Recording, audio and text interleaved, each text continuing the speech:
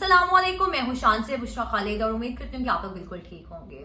और जिस तरह से बाबर आजम को सेकंड टेस्ट मैच से ड्रॉप कर दिया गया और बाबर आजम जो है मुल्तान से लाहौर आ चुके हैं, कल के रोज ही उनको वहां से उनका बंदोबस्त करके उनको वापस भिजवा दिया गया था।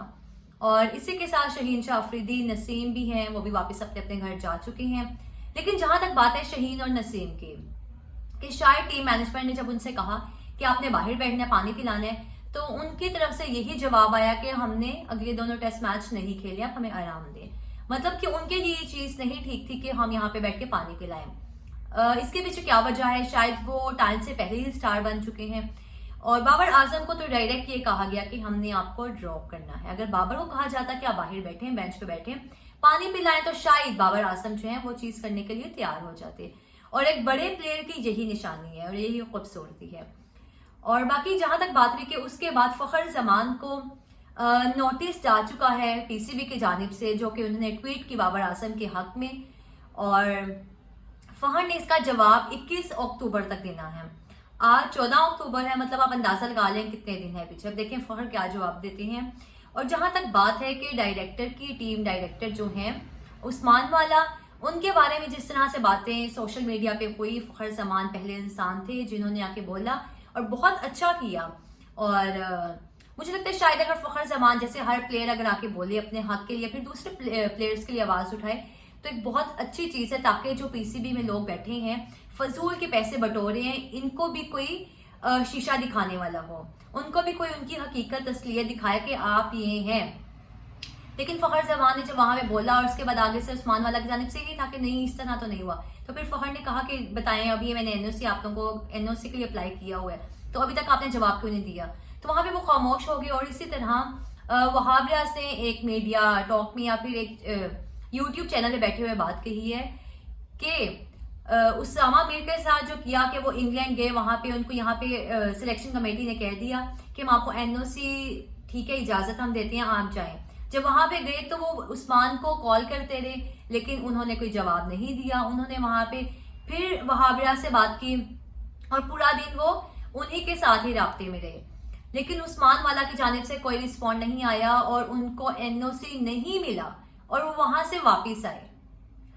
तो आप खुद बताइए किस तरह के वहां पे पीसीबी में लोग बैठे हुए हैं। और एक दो लोग नहीं है, ये बहुत से अंदर खाते लोग हैं जो कि छुप के बैठे हुए हैं, जिनके बारे में कोच बात नहीं करता।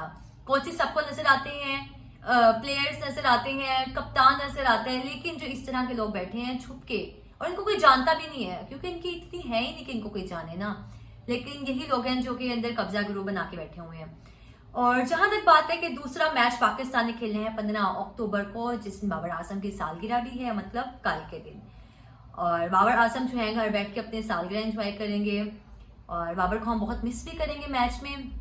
लेकिन उनकी मेंटल हेल्थ के लिए बहुत जरूरी था कि वो आराम करें। और जहां तक बात है कि स्कोर जो है प्लेइंग 11 है वो अनाउंस कर दी गई है, और जिसके बाद ये कहना जायज है, बिल्कुल ठीक है, कि अगर आपने सिर्फ बाबर आजम को टारगेट करना था तो मतलब कि अल्फाज ही नहीं है। जब आप ये सोचते हैं स्कोर देख के कि आप क्या बोलें, तो आपको गुस्सा आता है और आपका दिल करता है कि शायद आप गलत अल्फाज बोलते जाएं कुछ भी, लेकिन वो भी मुनासिब नहीं, आप वो भी नहीं बोल सकते। लेकिन आप देखते हैं कि आपके मैनेजमेंट में, आपकी सिलेक्शन कमेटी में इतने बड़े नाम आपके मुताबिक आ गए हैं, लेकिन वो फैसला क्यों नहीं कर पा रहे? पैनिक बटन दबा दिया आप लोगों ने कि आपने बाबर को निकाल दिया, सिर्फ आपका टारगेट था बाबर। और कामरान गुलाम देख लें कि आपने उनको सिर्फ शामिल किया गया है बैटिंग ऑर्डर में, और उसके अलावा बाकी वही प्लेयर्स हैं, वही साइम अयूब हैं जो कि तीनों फॉर्मेट खिलाने के बावजूद भी परफॉर्म नहीं कर रहे, वही शान मसूद हैं। राशिद लतीफ का मैं ट्विटर देख रही थी, उन्होंने एक ट्वीट की थी कि जिसमें उन्होंने बताया कि शान ने अगर 400 रन किए हैं तो बाबर ने 300 कुछ उन्होंने रन लिखे हुए थे कि बाबर ने इतने किए हैं। बिल्कुल ये मेरे सामने आ गई है, बाबर ने 336 किए, मतलब चंद एक रन का फर्क ही है। वहीं अब्दुल्ला शफीक देख लें तो पिछले कितने इनिंग से परफॉर्म ही नहीं कर पा रहे थे, एक उन्होंने 100 कर दिए भी, तो आप लोग ने सर पे बिठा लिया है। ना साइम परफॉर्म करें, ना अब्दुल्ला करें, ना शान करते हुए आ रहे थे। और साउथ शकील आप देख लें, मतलब कौन सा प्लेयर आपका परफॉर्म कर रहा है? रिजवान ने आप इसी मैच में देख लें, पहले वाले में एक में 0 और एक में 10। सिर्फ आपने एक बंदे के डेब्यू करवाने के लिए आपने सिर्फ बाबर को टारगेट करना था। आपका मकसद ये था कि आप बाबर को टारगेट करें। लेकिन हम लोगों को ये लग रहा था कि शायद आपने एक बहुत अच्छा फैसला लिया कि आपने हुरैरा को शायद प्लेइंग 11 का हिस्सा बनाएंगे, आपने जी हसीबुल्ला को लेकर आए हैं और आपने मतलब बाकी प्लेयर्स को भी बुलाया है। मीर हमजा जो कि डोमेस्टिक के टॉप परफॉर्मर है इस वक्त, अगर आप कह सकते हैं कोई पेसर अगर आपका डोमेस्टिक लेवल पे इंटरनेशनल पे परफॉर्म कर सकते हैं तो वो मीर हमजा है, लेकिन आप उनको मौका ही नहीं देते। आपने क्यों बेंच पे उनको बिठाना है? इतने टाइम से आपने अबरार को साथ रखा, आपने जब उनको मौका दिया तो उनका मोरल डाउन हो गया, परफॉर्म नहीं कर पाए, फिर आप कहते हैं कि हम तो इस प्लेयर को इसलिए नहीं खिला रहे थे। अगर आपने एक हफ्ते में एक मैच देना किसी को, या फिर एक चीज अगर आप किसी भी फील्ड की बात कर लें, अगर मैं अपनी ही बात कर लूं, अगर एक हफ्ते में मैंने एक रिकॉर्डिंग करनी है तो मेरी वो वाली चीज नहीं रहेगी, वो रिदम नहीं रहेगा। तो आपने मीर हमजा के साथ यही कर रहे हैं। आप क्यों ज्यादती कर रहे हैं? आप क्यों प्लेयर्स के करियर जो है तबाह कर रहे हैं? और ये चीजें आपको नजर आएंगी, आपके साथ जब होगा, आपके भी पोल खुलेंगे, आप एक्सपोज होंगे, तो फिर आपके साथ भी बहुत कुछ गलत हो सकता है और इसका आपको यहाँ भी जवाब दे के जाना पड़ेगा। हर एक जब बच्चा आता है क्रिकेट में, कोई भी पाकिस्तान या फिर किसी भी कंट्री किसी भी नेशन का, तो उसके एक आंख में ख्वाब होता है कि हमने अपने मुल्क को रिप्रेजेंट करना है, हमने वो तारा, एक सितारा अपने ऊपर लगाना है पाकिस्तान का। लेकिन आप क्या करते हैं? आप उनको जवाब नहीं देते, आप कहते हैं ठीक है फोन कर रहे हैं तो इन प्लेयर्स की क्या ही औकात है, ये तो कुछ भी नहीं थे, हमने इनको बनाया। लेकिन आप ये देखें कि वो कितनी स्ट्रगल के बाद, कितने हार्डवर्क के बाद वो आते हैं टीम में और आप उनके साथ क्या करते हैं। अब बातें बहुत लंबी हो जाएंगी, लेकिन जिस तरह का स्क्वाड अनाउंस कर दिया गया है, मेरा तो मीटर शार्ट हो गया, जो कहते हैं मीटर शार्ट हो गया।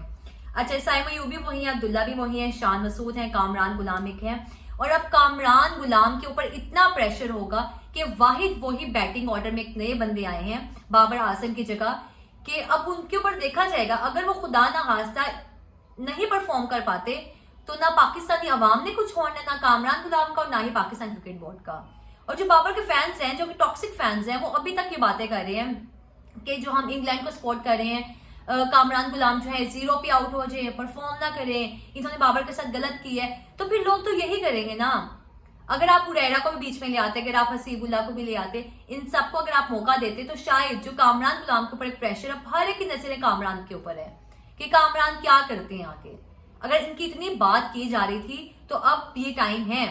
और आपने एक ऐसे ओपोनेंट के खिलाफ, इंग्लैंड की जो टीम है, अगर आप वहां पे जितने प्लेयर्स देख लें तो मंचे हुए प्लेयर्स हैं और उनकी टेस्ट क्रिकेट में परफॉर्म करते हुए आ रहे हैं इतने लंबे टाइम से, रेड बॉल क्रिकेट में। अगर उनके खिलाफ अगर आपने कामरान को मौका दिया और खुदा ना हादसा अगर वो ना कर पाएंगे तो आप उनका तो कुछ भी नहीं छोड़ेंगे। लेकिन रिजवान वही साउथ शकील, वही सलमान अली आगा। हाँ, बॉलिंग की बात करेंगे कि आपने एक पेसर जो है वो खिलाया है, लेकिन वो भी आमिर जमाल, और उनको पेसर हम नहीं कह सकते क्योंकि वो ऑलराउंडर के तौर पर टीम में जगह बनाते हैं, टीम का हिस्सा बनते हैं, ठीक है। लेकिन जो कह लें कि एक फास्ट बॉलिंग कह लें कि वो वाली उनमें नजर नहीं आती है अभी। ठीक है, जान लगाते हैं, पेस है, अच्छे बॉलर है, लेकिन एक प्रॉपर बॉलर नहीं आपने खिलाया इस मैच में। और आपने जो 3 स्पिनर्स खिला लिए, नुमान अली, जाहिर महमूद, साजिद, तीनों वेल एक्सपीरियंस्ड।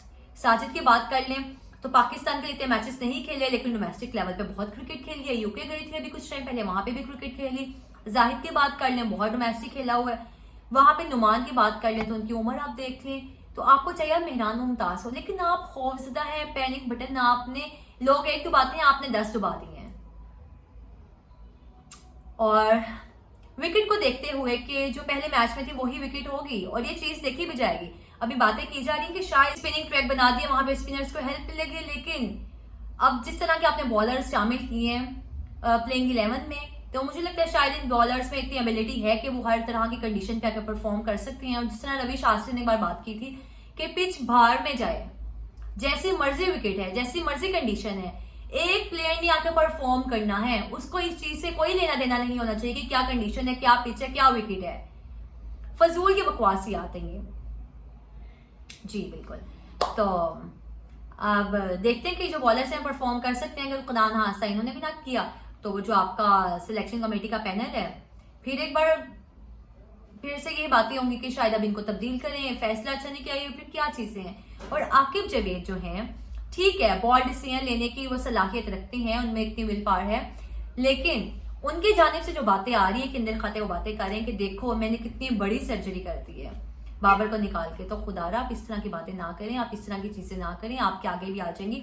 और सबसे बड़ी बात है कि अगर आप किसी भी शोबे से ताल्लुक रखते हैं, अगर आपको इज्जत मिलती है, इज्जत से बढ़ के कुछ भी नहीं है। शोहरत पैसा आने जाने वाली चीज है, तो आप अपनी इज्जत को बरकरार रखें बनिस्बत के आप बाकी चीजों में फजूल से टांग अड़ाएं और अपना नाम खराब करें। और जहां तक बात है कि डायरेक्टर की, तो सुनने में आ रहा है कि जो शुएब मलिक है वो डायरेक्टर के तौर पे पाकिस्तान क्रिकेट बोर्ड के साथ शायद काम करेंगे आने वाले टाइम में। तो अब देखते हैं कि पाकिस्तान क्रिकेट बोर्ड में अब तक बहुत सी चीजें जारी हैं, और लेकिन जो फिल वक्त जहां तक नजर है कि कल पहला मैच है, अब देखते हैं कि शान मसूद जो है टॉस जीतने के बाद हार भी सकते हैं, लेकिन देखते हैं कि अब क्या होता है। अगर जीत जाते हैं तो क्या करेंगे, और मुझे लगता है कि अगर दिलेर कप्तान है तो आपको पहले बॉलिंग करनी चाहिए। और उम्मीद है कि पाकिस्तान टीम जो है अच्छा परफॉर्म करे, अच्छा खेले, और जो बाबर के फैंस हैं वो भी तहम्मुल से और सब्र से काम लें। कोई बात नहीं, बाबर को भी बहुत सुकून की, आराम की जरूरत थी। इस पाकिस्तान क्रिकेट बोर्ड ने बाबर का दिमागी हालत, बाबर की जहनी हालत जो है तबाह करके रख दी है। बाबर को बहुत जरूरत भी थी आराम की, उनके लिए अच्छा हुआ है। बेचारे हर मैच में आके खेलते हैं, 40 रन से बनाएंगे तो बातें सुननी है, 100 कर लेंगे तो कहेंगे कितने आराम से खेले। तो मतलब तनकीद तो बाबर पे होती होती है, वो बेचारे इंसान के पीछे ही हाथ धो के पड़ गए हैं सब। और वो लोग जो कि बाबर के बारे में फजूल गलत, ठीक है आप तनकीद करें, तनकीद बजाय इस्लाह करें, अगर आपने वैसे भी तनकीद करनी है आप करें, जिस तरह बहुत से सहाफी भी करते हैं। लेकिन चंद एक इस तरह के लोग हैं जो कि सहाफी बने हैं, सोशल मीडिया पे अकाउंट्स बनाए हैं, अपने चैनल्स बनाए हुए हैं, और वहां पे आपके बाबर के लिए फजूल कह लें घटिया तरीन अल्फाज इस्तेमाल करते हैं, जो कि गाली कह सकते हैं कि शायद गाली है ये। और वो भी लोग अब ट्वीट कर रहे हैं जी, वो भी लोग आके मीडिया में बात कर रहे हैं कि सीरीज के दौरान तो ये नहीं होना चाहिए था। मतलब कि अब उनके पास क्या ही पीछे कंटेंट रह जाएगा, वो सिर्फ करते ही बाबर की बात है, बाबर पे तनकीद करते थे, अब वो बेचारे क्या करेंगे। बाकी उम्मीद करते हैं कि जो प्लेयर्स हैं, जो टीम है, अच्छा खेले, अच्छा परफॉर्म करे। लेकिन 4 स्पिनर्स और 1 पेसर, वो भी आधा 50%। तो देखते हैं क्या करते हैं पाकिस्तान की जो बॉलिंग अटैक है, और उम्मीद करते हैं टीम जो है आगे कहीं ना कहीं हमारी इज्जत रखे और जो प्लेयर्स हैं अच्छा खेलें। और कामरान गुलाम के लिए बेस्ट विशेस के अच्छा खेलें और अपनी जगह पक्की करें टीम में, लेकिन बाबर आजम की जगह ना ले आए। और इसी के साथ मुझे भी आज इस वीडियो से इजाजत दीजिए। अपना बहुत सारा ख्याल रखिएगा। अल्लाह हाफिज।